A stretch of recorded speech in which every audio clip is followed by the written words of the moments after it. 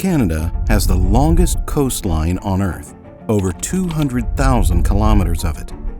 That's enough to wrap around the planet 5 times, and yet almost nobody lives there. When you look at a population map, all the light hugs one narrow ribbon along the U.S. border. Above it, darkness, millions of square kilometers of wild shoreline, frozen bays, and silent water. It doesn't make sense. Canada is wealthy, safe, and surrounded by oceans. So why does a country that owns more coastline than any other nation keep most of its people hundreds, sometimes thousands of kilometers away from it? Today, we're diving into geography's quietest mysteries. Why Canada doesn't really live on its own coastline, and what that reveals about the forces that built the country, the pressures reshaping it now, and the map of its future. From space, Canada looks borderless. Forests, lakes, rivers, 3 oceans stitched together by blue. But when you switch from satellite color to population density, the illusion breaks. The country's story condenses into a narrow globe. Windsor to Montreal, Vancouver to Victoria, Halifax as a lone ember on the Atlantic. 90% of Canadians live within roughly 200 kilometers of the U.S. border. North of that line, the light dies out. The map becomes weather, rock, and water. An entire nation seems to turn its back to the sea. Zoom to British Columbia and watch the glow hit the mountains like a wall. Vancouver, Victoria, the lower mainland. Then it stops. The coast that keeps going for thousands of kilometers, but almost nothing breaks the darkness. Fjords slice the land. Rainforests close ranks. Peaks fall straight into salt water. Shift east to Newfoundland and Labrador. St. John's clings to rock above a stormy harbor, while hundreds of inlets stay unbuilt. Swing north across the Atlantic, from the Yukon to Nunavut to the northern tip of Quebec. The shoreline is an Atlantis of names without cities. On a map, it looks like wasted potential. On the ground, it's geography enforcing rules.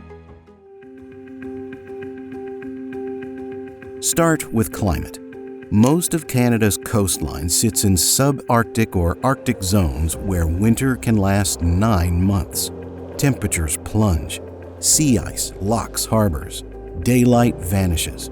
The ground itself, permafrost, freezes solid, then slumps and buckles in summer thaw. Engineers call it frost heave. Builders call it a budget killer. Foundations must be raised on piles or thick gravel pads.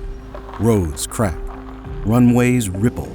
Every meter of concrete costs like a small bridge. Slide west along the Pacific, and the enemy changes from temperature to topography. The coast mountains rise straight out of the sea, breaking the shoreline into fjords. Deep water and vertical rock with almost no flat land to build on. To place a road here, you don't draw a line, you carve it, tunnel by tunnel, cliff by cliff. Each kilometer a ledger of blasting charges and maintenance bills. Cross to the North Atlantic and weather becomes the story.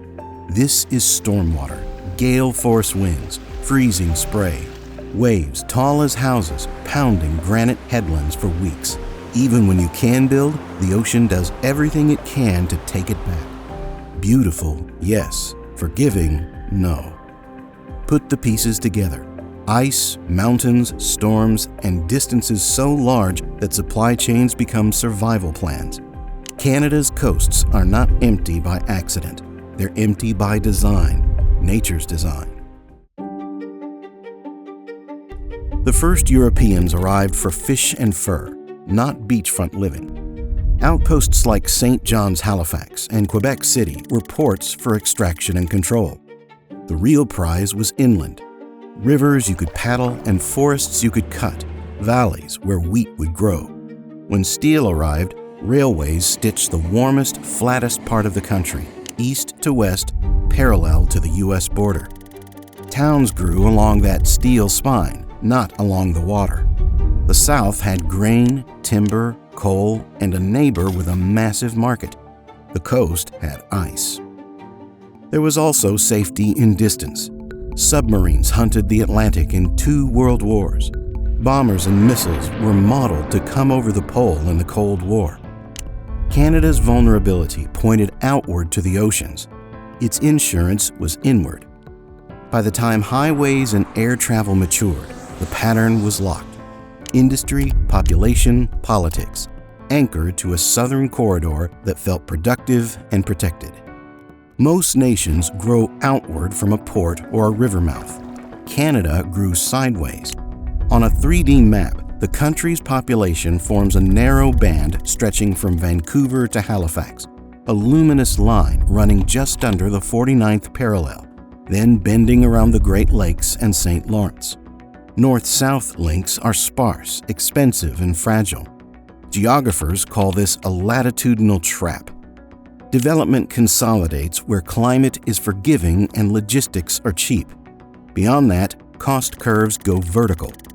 In the far north, a single kilometer of all-weather road can cost what a small town's entire street grid costs in the south.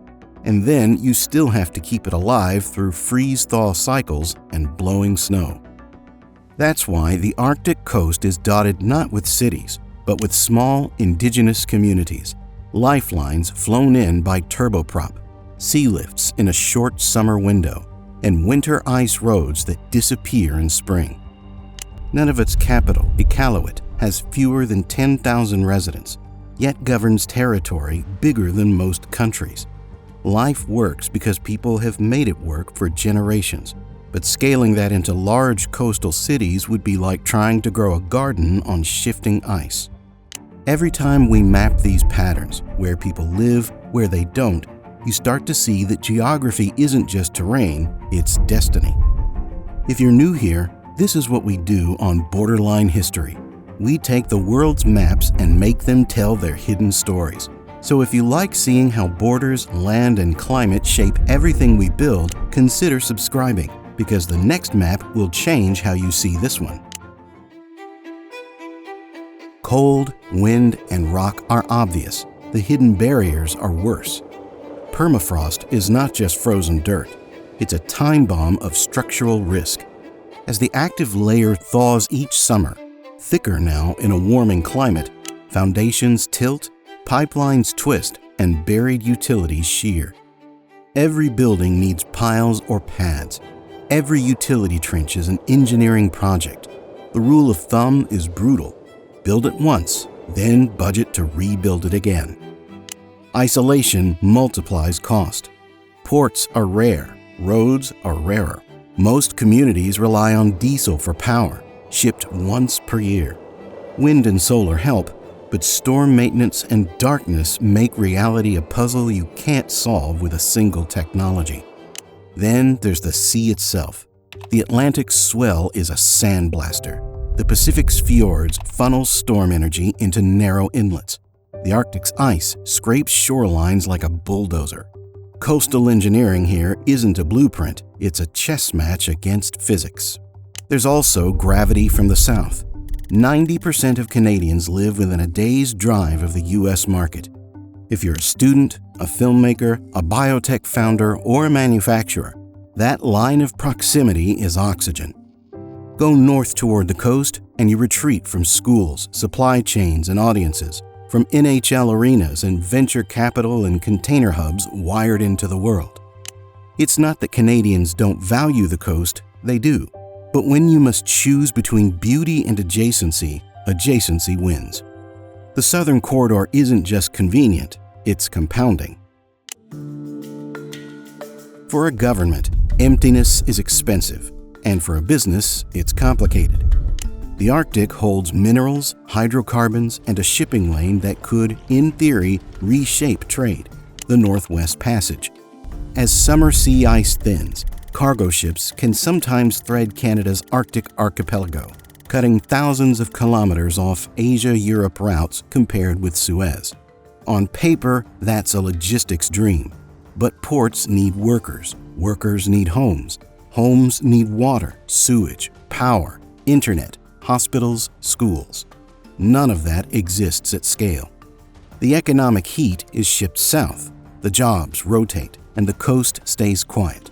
From space, you can see the pattern. Bright southern cities, dark northern shorelines, small northern lights, ranked not by size, but by flight schedule.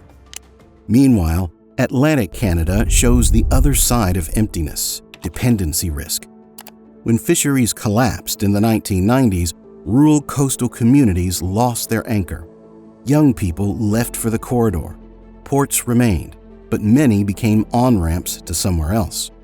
The lesson wasn't, don't build on the coast. It was, a single industry on the coast isn't a city. The Arctic isn't only resource math, it's a border. Canada asserts the Northwest Passage is internal waters. The United States and others see it as an international strait. Russia plants flags on the seabed and sails new ice-breaking ships. China calls itself a near-Arctic state. If maps were just on paper, none of this would matter. But maps are claims, and claims require presence. Canada answers with outposts, radar, patrols, and partnerships. The high Arctic hosts research bases and the world's northernmost continuously inhabited station. These are not population centers. They're signals. We're here. Could cities help sovereignty? Sure. But cities are targets and obligations. Outposts are proof at a lower cost. Until the economics change, sovereignty will be signaled in small lights, not skylines. Warming is rewriting the rulebook while flipping the board. Thawing permafrost undermines buildings and roads. Collapsing sea ice exposes coasts to bigger waves and faster erosion. Wildfires push southern Canadians to question where safe even is. Some imagine a northern migration, Canadians moving toward cooler latitudes and empty coasts. Reality is thornier. The same warming that opens waters also destabilizes the ground needed for runways and pipes. The same longer summers that simplify shipping magnify storms that smash ports. Climate change makes the North more accessible and more volatile. And it comes with a moral dimension. Indigenous communities who've sustained life on these coasts for millennia face the sharpest edge of change. Adapting infrastructure isn't only a budget line, it's a question of respect, co-design, and whose vision defines development. There are Canadian cities by the sea, but even they are instructive. Vancouver hugs a river delta and a rare shelf of flat land. Halifax turns inward to protected harbors and military history. St. John's crouches behind cliffs, its neighborhoods perched like terraces to dodge the worst of the wind. Victoria sits in the rain shadow, softened by geography that tempers storms. Even here, coastal living depends on a precise recipe of shelter, trade routes, and hinterland. Between those dots lies the Great Bear Rainforest, the Brooks Peninsula Wilderness, Labrador's unbroken rock, Baffin Island's sheer faces dropping into blue. In an age where the world argues over space, Canada's coast keeps giving the same answer. Not here, not easily. So could Canada ever live on its own coastline? Yes, where geography cooperates, economics align, Indigenous partnership leads, and climate adaptation is baked in from day one. Think small, networked hubs, clean energy microgrids, resilient ports, seasonal logistics windows used with precision, and digital industries that export bandwidth instead of bulk. Think marine science campuses, Arctic search and rescue nodes, new northern shipyards, aquaculture engineered for colder seas, data centers cooled by the climate itself. If that future comes, it will come in dots that glow a bit brighter, connected by air and sea, not in one continuous strip of beachfront towers. Canada's coast won't turn into Dubai. It will turn into itself. Why doesn't Canada live on its own coastline? Because everything that made Canada, ice, mountains, storms, railways, markets, myths, pulled it sideways and inward. The southern corridor was easy, warm, fertile, connected, and safe. The coast was hard, cold, jagged, far, and expensive. Nations follow the path of least resistance until something stronger forces a turn. For 2 centuries, nothing stronger has. Maybe climate will be that force, maybe geopolitics, maybe technology, or maybe the map has been telling the truth all along. Canada's strength is not where the water starts, but where the border is, an invisible shoreline made of roads, rails, and relationships. Canada's coastline isn't empty because no one noticed it. It's empty because every calculation, geographic, historic, economic, cultural, keeps pointing south. That choice built a stable, prosperous country, but it also left an unanswered question stretching across 3 oceans. What happens when the ice recedes, the routes open, and the edge starts calling? Now I want to hear from you. If you were designing Canada's next century, would you build new coastal hubs in the Arctic and along the Pacific? Microcities engineered for storm, ice, and permafrost? Or would you double down on the southern corridor and make it denser, faster, and greener? Where should Canada actually live? Drop your best plan in the comments. I'll be reading and jumping in. If this deep dive pulled you in, don't forget to subscribe to Borderline History so you don't miss the next journey across the world's strongest borders and forgotten coastlines. A simple click really helps the channel grow. Thanks for watching. And remember, the map you know isn't wrong. It's just the first draft.